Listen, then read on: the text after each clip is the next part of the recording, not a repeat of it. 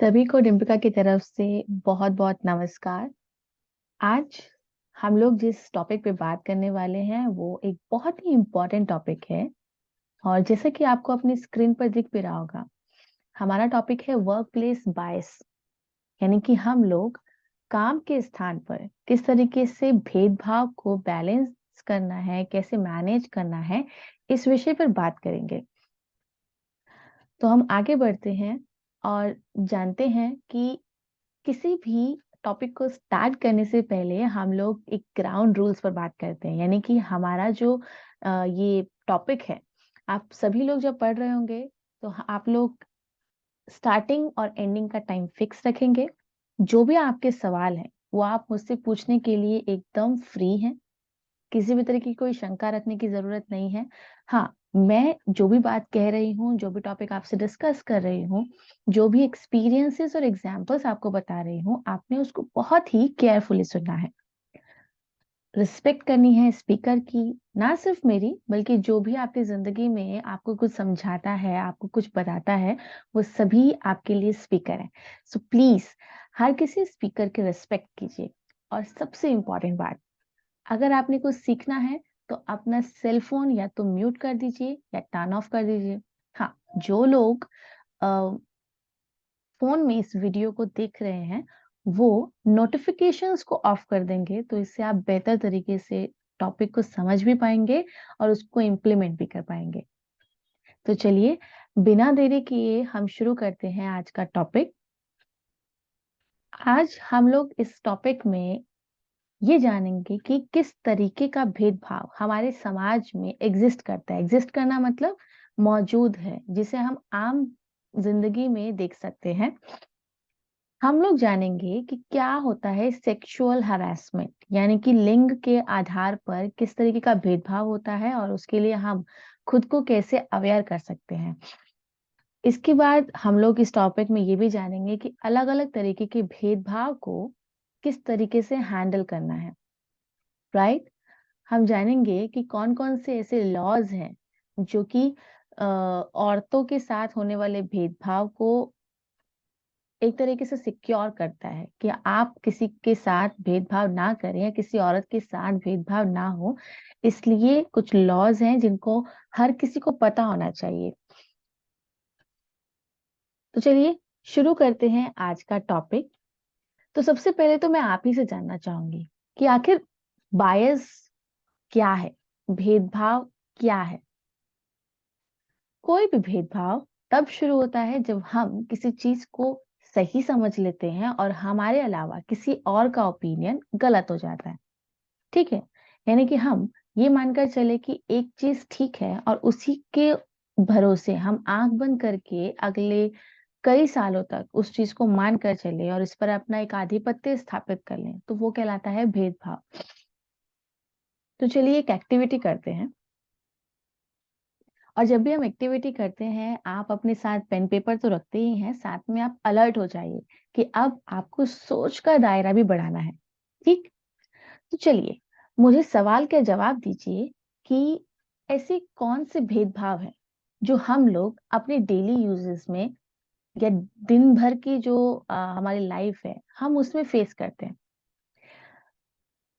आंख बंद करेंगे, दिमाग को शांत करेंगे और सोचने के लिए दिमाग को रेडी करेंगे। हम जानेंगे कि आखिर घर में किस तरीके का आपने अभी तक भेदभाव या तो फेस किया है या फिर किसी को ऐसा फेस करते हुए देखा है। आप लड़का हैं या लड़की, आपकी उम्र छोटी है या बड़ी, इसका कोई असर नहीं पड़ता है। बस आपने सोचना है 5 मिनट के लिए।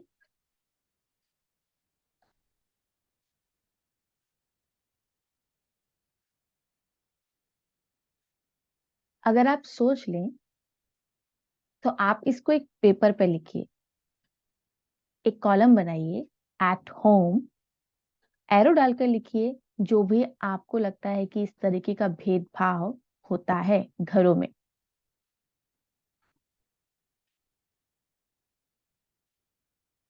अब वापस से एक बार अपनी आंख बंद कीजिए और सोचिए कि स्कूल और कॉलेज में किस तरीके का भेदभाव किसी भी बच्चे को देखना पड़ता है। Close your eyes and start thinking. आंखों को बंद करके सोचना शुरू कीजिए।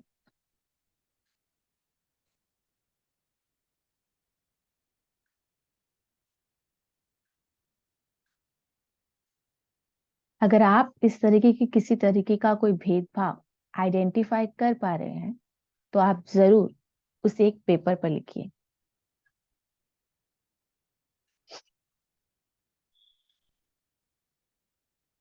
सेम चीज हम लोग अब वर्क प्लेस पर सोचेंगे कि जो लोग काम कर रहे हैं, जॉब कर रहे हैं, उन्हें किस तरीके का भेदभाव देखने को मिला है।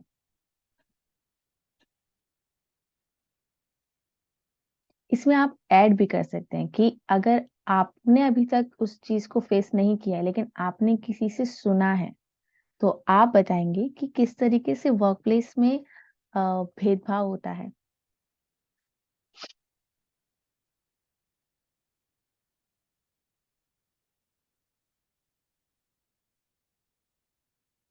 अगर आप आइडेंटिफाई कर पा रहे हैं तो इसे भी आप पेपर पे लिखिए।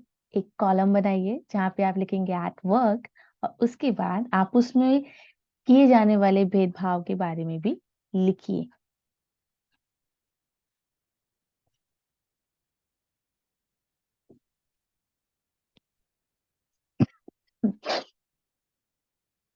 अब सेम चीज हम लोग फैमिली और फ्रेंड्स के बीच में भी करेंगे कि क्या फैमिली में भी किसी तरीके का भेदभाव हमको देखने को मिलता है। अगर हाँ तो उसको सोचिए और लिखिए। फ्रेंड्स के बीच में भी कुछ खास तरीके का भेदभाव देखने को मिलता है। वो किस तरीके का भेदभाव है ये भी आप सोचिए और लिखिए।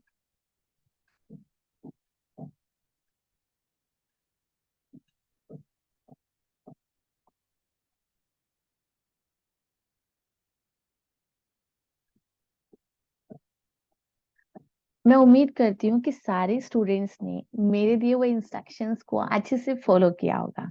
आपने सोचा होगा कि हर एक जगह पर घर, स्कूल, कॉलेज, काम करने का स्थान, आपका परिवार और आपके दोस्तों के बीच में किस तरीके का भेदभाव आपको देखने को मिला। किस तरीके से आपको लगा कि आपको लेकर लोग बायस हैं। ठीक है।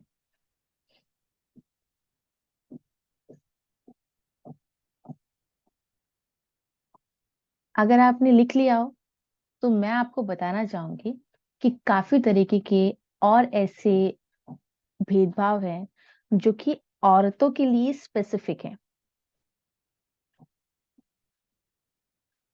यानी कि आप यहाँ पर अपनी स्क्रीन पर देखिए, women have heard it all.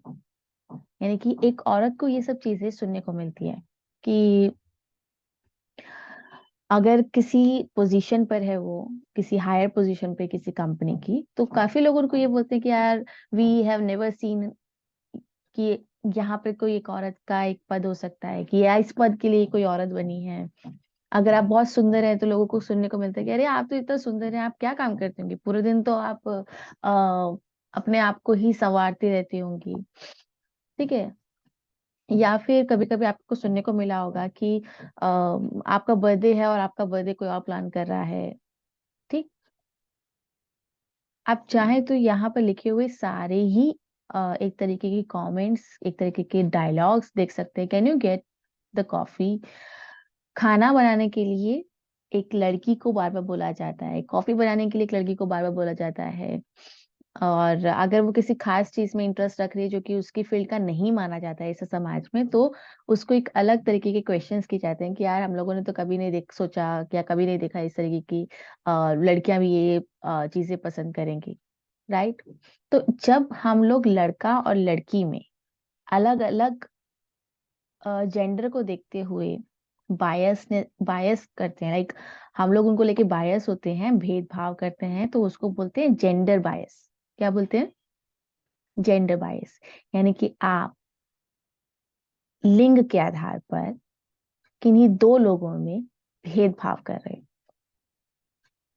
ठीक है, यहाँ पर अगर आप देखोगे कि इस तरीके के भेदभाव में हम दो तरीके से चीजें देखते हैं। पहला हमने हमारा जो पॉइंट है वो है रिक्रूटमेंट, यानी कि जब किसी भी जॉब पोजीशन के लिए भर्ती कर रहे होते हैं तब काफी बोलते हैं कि जो प्रोफाइल्स जो है वो बेटर है या फिर सुटेबल है आदमी के लिए, या फिर बोला जाता है कि आप मैरिड हैं या नहीं। अगर आप मैरिड हैं तो आपका प्रेगनेंसी कब तक का प्लान कर रहे हैं आप लोग, आप शुरू में तो नहीं करना चाह रहे हैं क्योंकि हम लोग आपको छुट्टी नहीं दे सकते हैं, औरतों को जरूरत रहती है या तो वो शादी के लिए छुट्टी लेती है या फिर प्रेगनेंसी के टाइम पे छुट्टी देती है।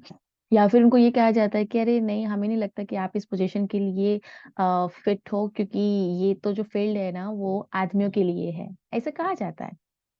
So there can be bias against women.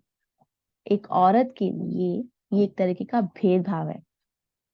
ठीक है, और ये भेदभाव जो है वो एक डिसीजन मेकिंग में भी असर दिखाता है, किसी औरत के प्रमोशन में भी असर दिखाता है। यहाँ तक कि जो उसको अपॉर्चुनिटीज मिलनी चाहिए इन फ्यूचर अपने काम में या घर में या स्कूल में कॉलेज में, वो उस अपॉर्चुनिटी से पीछे रह जाते हैं, क्योंकि ये जो भेदभाव है वो उसको कहीं ना कहीं रुकावट की तरह दिखाई देता है। ठीक, किसी और तरीके की भी हम लोग देख सकते हैं एक तरीके का बायसनेस। ये जो भेदभाव है कभी कभी लुक्स के बेसिस पर भी होता है, कि आप सुंदर हैं नहीं सुंदर हैं, इस बेसिस पर भी कि सुंदर और सुंदर नहीं होने की कोई परिभाषा नहीं है। इस संसार में कोई भी इंसान बदसूरत नहीं है, प्लीज माइंड इट। तो ये जो सुंदर और नहीं सुंदर होने की परिभाषा है ये बहुत ही तरीके से, हर तरीके से गलत है। तो जब भी कोई भेदभाव होता है उसमें से एक भेदभाव होता है किसी के लुक्स को लेकर। ठीक है, एक भेदभाव होता है किसी की इकोनॉमिक लेवल को देखकर, यानी कि आप आर्थिक रूप से कितने सक्षम हैं, आप पैसा कमाते हैं तो आप अलग ग्रुप में आ जाते हैं, आप नहीं कमाते हैं तो आप अलग ग्रुप में आ जाते हैं। लेवल क्या है आपके कमाने का, आप अलग अलग ग्रुप में चले जाते हैं। यहाँ तक कि फैमिली बैकग्राउंड को लेकर भी काफी बार लोगों के बीच में भेदभाव को देखा जाता है। इसके अलावा रीजन, यानी कि आप किस क्षेत्र से आते हैं। अगर आप इंडिया में ही हैं तो आपके विभिन्न प्रकार के जो कल्चर हैं, आप जिस स्टेट से आते हैं उसको भी लेकर कभी कभी भेदभाव होता है। यहाँ तक कि कास्ट और रिलीजियन को लेकर भी भेदभाव होता है। तो एक हमने देखा जेंडर की बेसिस पर, और दूसरा हमने देखा कि कुछ और तरीके के भेदभाव हैं जिसमें हम लोग looks, economy, family background, region, caste और रिलीजन को भी रखते हैं। ठीक है, सबको याद रहेगा। आगे बढ़ते हैं जिसमें हम बात करेंगे कि ये तो हुई बात कि भेदभाव है। आप लोगों ने देखा भी होगा कि घर में भेदभाव दिख रहा है आपको, कि घर में अलग अलग तरीके का भेदभाव होता है। अगर आप छोटे हो तो आपको डिसीजन मेकिंग में नहीं रखा जाता, अगर आप बड़े हो तो आपको बेवकूफियां करने या कुछ गलती करने की एक्सपेक्टेशंस नहीं रखी जाती हैं।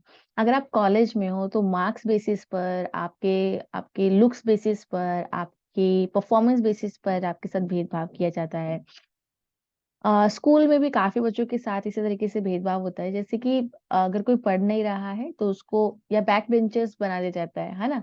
हर तरीके का जो भेदभाव है वो देखने को मिलता है। ऑफिस में भी भेदभाव देखने को मिलता है कि एक तो आपका काम, आपकी पोजीशन, आपका जेंडर, आपकी सैलरी, ये एक तरीके का भेदभाव क्रिएट करते हैं। और अभी बहुत ट्रेंड में चल रहा है वो है एक्सपीरियंस, यानी कि आपके पास किसी काम को करने का अगर एक्सपीरियंस कम है दिखाने के लिए, तो भी लोग आपको एक खुद के लेवल से नीचे देखते हैं या बाकियों के लेवल से आपको नीचे देखते हैं। जिसका ज्यादा है उसको ऊपर देखा जाएगा, लेकिन भेदभाव हमेशा कमजोर के साथ देखने को मिलता है। ठीक है, तो अगर ये भेदभाव हर जगह मौजूद है, घर में भी बाहर भी, जॉब में भी पढ़ाई में भी, आदमी होने पर भी और औरत होने पर भी, तो इस भेदभाव को हैंडल करना बहुत जरूरी है। और आप इस जंग को लड़ने के लिए जब तैयार करते हैं, समाज को बोलते हैं, तो सबसे पहले आपको खुद से शुरू करना है। तो हमेशा जब भी बदलाव करोगे तो इट स्टार्ट्स विद यू। आप उस चीज को नहीं करोगे, यानी कि जो गलत है वो हमें नहीं करना है। If you want be biased then you can expect others to be unbiased toward you. अगर आप किसी और को लेकर भेदभाव नहीं कर रहे हो, तब आप आवाज उठा सकते हो कि कोई और आपको लेकर भेदभाव ना करे। ठीक है, तो हमें सबसे पहले खुद को सुधारना है। तो आज मैं अपने स्टूडेंट्स से ये एक्सपेक्ट करती हूँ कि अगर हम ये सॉरी अगर हम लोग ये चाहते हैं कि ये भेदभाव की जो रीति है वो सुधर जाए, अगर हम लोग ये चाहते हैं कि भेदभाव की जो रीत है वो सुधर जाए, तो हम लोगों को इसकी शुरुआत खुद से करनी पड़ेगी। हम लोगों को खुद से ही कहना पड़ेगा कि अब इसे खत्म किया जाए। ठीक है, कैसे इसके बारे में हम बात करेंगे। हम लोग अलग अलग तरीके से देखेंगे कि how to handle biases against you. पहला, do not showcase your biases on your coworker. आपके साथ में जो लोग काम कर रहे हैं उनके साथ आप किसी भी तरीके का अलग बिहेव या भेदभाव कभी शो नहीं करेंगे। ठीक है, जब भी इस तरीके का आप वो जानते हैं, लाइक अगर आप किसी को करते हुए देख रहे हैं, तब आपने एकदम अलर्ट होके उस चीज को रोकना है। ठीक है, हमेशा माइंडफुलनेस के साथ एक सिचुएशन में आपने रहना है। आप हमेशा ये सोच कर रखिए कि आप क्या कहने वाले हैं। बिना सोचे कुछ भी नहीं कहेंगे। ऐसा नहीं लगना चाहिए कि आप किसी ट्रेंड को फॉलो कर रहे हैं। ठीक, कभी कभी हम लोग किसी क्षेत्र से आने वाले लोगों को बहुत ही नीचा समझ के बोल देते हैं कि ये तो वो है, इसीलिए ये तो बेवकूफी करेगा ही। क्या आपने कभी टेस्ट किया सामने वाला इंसान वैसा है या नहीं? नहीं करते हम लोग टेस्ट, क्योंकि हमें लगता है कि दुनिया जब उनके बारे में ऐसा कह रही है तो हम भी उनके बारे में ऐसा कह सकते हैं। और हमें लगता है कि ये ट्रेंड है, हम लोग तो इसको कह सकते हैं। बनिया है तो कंजूस होगा, जबकि ऐसा नहीं है। आपने किसी भी ट्रेंड को फॉलो नहीं करना है, आपने समझदारी दिखानी है। आपने ध्यान देना है कि आप जो कह रहे हैं वो वर्ड्स किसी को हर्ट तो नहीं करेंगे, किसी के साथ भेदभाव तो नहीं लेकर आएंगे। ठीक है। No one can make comments of a negative nature about you at the workplace. कोई भी आपके बारे में नेगेटिव कमेंट नहीं कर सकता है, इस बात को ध्यान रख लीजिए। अगर कोई कहता है अगर कोई कहता है तो टॉक टू दैट पर्सन। आपने उससे बात करनी है and show dissatisfaction by being diplomatic in giving a feedback to a person about their bias. आपने उससे बात करनी है और आपने बताना है कि ये जो आप कह रहे हैं, बहुत ही पोलाइटली बोलना है। मैं किसी से लड़ने के बारे में नहीं कह रही हूँ, आपने बहुत ही समझदारी से काम लेना है। आपने उनको बोलना है कि आप जो ये कह रहे हैं आप इससे बहुत ही ज्यादा डिससेटिस्फाई हैं। ठीक है, आपको डिप्लोमेटिक नेचर रखना है ताकि आप किसी चीज को मना भी कर दो और किसी तरीके का कोई कह सकते हैं कि लड़ाई झगड़ा ना हो, किसी तरीके का कोई बैड इंप्रेशन ना पड़े।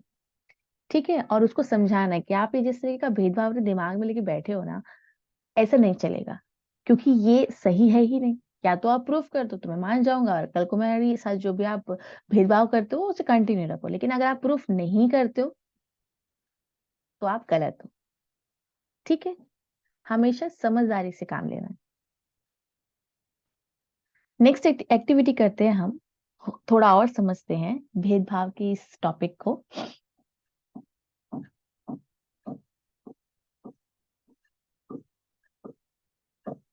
अगर आप